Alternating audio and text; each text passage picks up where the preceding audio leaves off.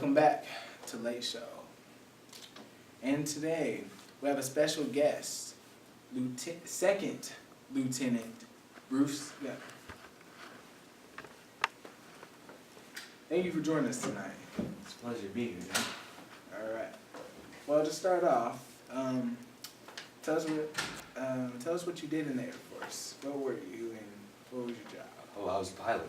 I flew planes that bombed Japan. I flew them. Oh. Was it hard to handle that job, or was it pretty easy? I've been flying all my life. Me and my pops, we used to go on his jet and fly around farms and stuff like that, so it became kind of easy to me. Okay. Were you the lead in this process? Yes, I was actually squadron leader. Squadron leader. So what do they do? We kind of gave the pep talk before we flew out on the planes, and we kind of organized all the formations, organized kind of like plays in football.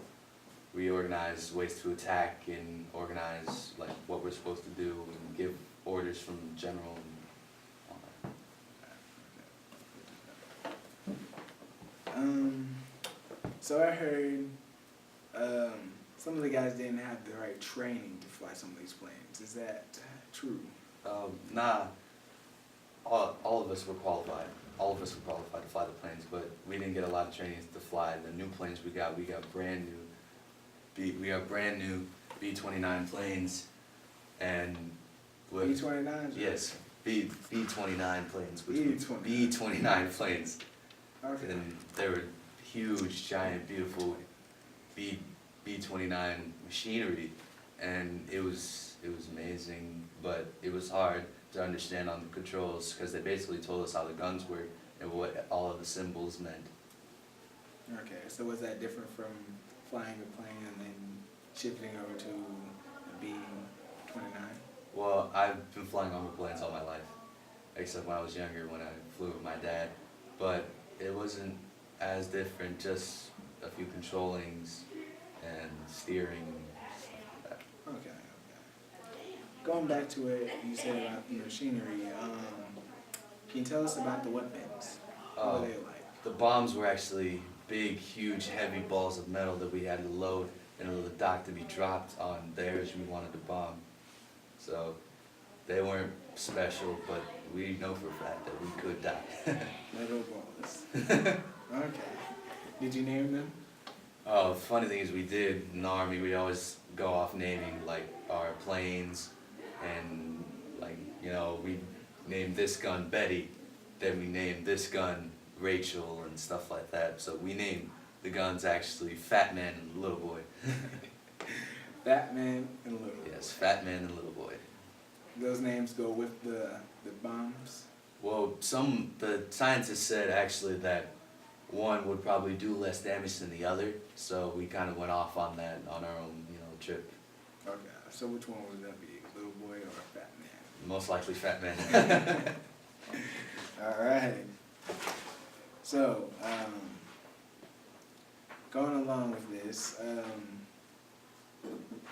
where were they designed? Like, do you know like the certain place where they designed at? No, we designed them in the lab, but we never really took them out because they're always confidential because we were one of the first countries to ever use this technology, and we didn't want it leaking out to the public that we were making atomic bombs and fire bombs, but we never took them out of the lab. Okay, so you do know what they were made of then? No, not at all. We asked the techs and they never told us. Oh, okay. Classified? Top secret? Some would say it's classified, but it's a lot. They were working really hard, so we asked, but they just never told us. They never really had time. Okay, I'm not gonna have like a sniper just like. No. Okay. You're fine. Woo. All right. So, how much damage do they do? As I said before, Fat Man was predicted to do a lot more damage than Little Boy, but they both did a lot of the same. They both killed about 70,000 people, but the scientists said that they would kill about 100,000 more people over about 5 years due to radiation effects, stuff like that. Radiation effects. Wow. So, how would you feel about going into a war like this? It was hard. It was very hard. Just knowing that I'd be leaving my family for such a long time. I mean, I didn't know if I'd be back and if I'd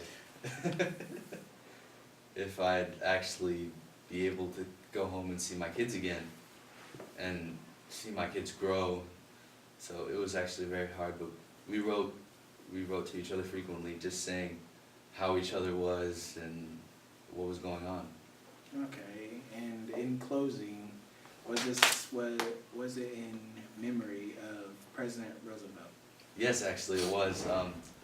A lot of what we did was in his memory, and a lot of what we did actually came from a lot of what he did for our country in the short time he was with us.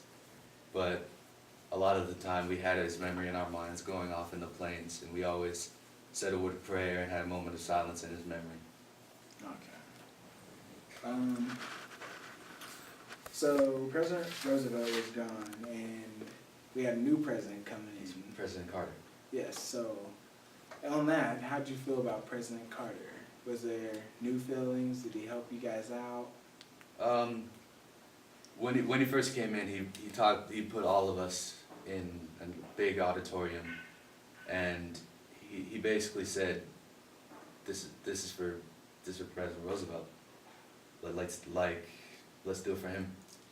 And I truly feel like he'll be a good man, and he'll lead us in the right direction and help us become a better country, not even through war, but through our economy and citizenship. Okay. Did he lead you guys with like new technology? Not really when he started. When he started, we basically had all the same stuff, all the same equipment. We never really pulled on anything new. All right. Well, thank you for joining us today, Bruce. It's a pleasure to be here. Thank you. All right. Second Lieutenant Bruce Gunner, everybody, of the United States Air Force. Thank you for joining us tonight, and good night, America.